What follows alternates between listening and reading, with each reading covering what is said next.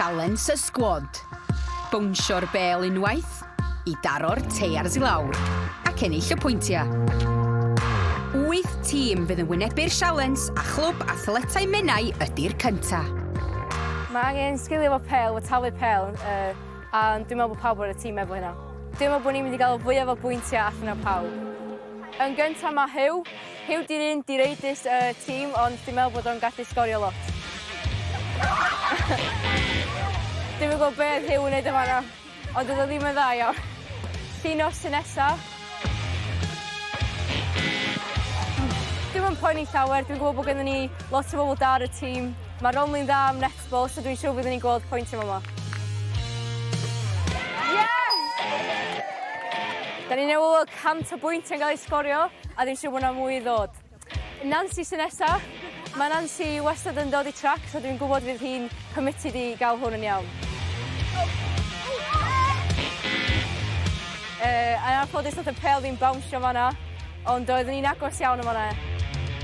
Eli sy'n nesaf, a mae gen Eli lot o dalenta, so dwi'n siŵr fi'n gallu sgorio ni fama.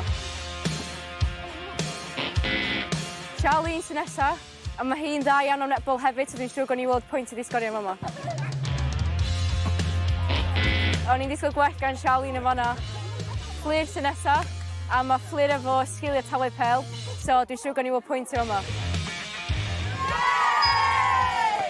100 bwyntiau fan'na. Ifan sy'n nesaf. Dwi'n siŵr fedri to sgorio lot o bwyntiau yma. 2 sydd i fynd, a mae'n tro gethin rwan.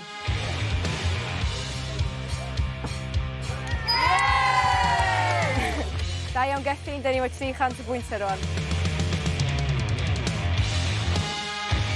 Yn ola mae Robbie, a mae o'n barod i sgorio 100 arall i fyny.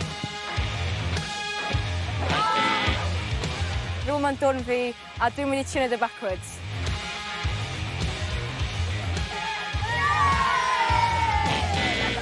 Yes!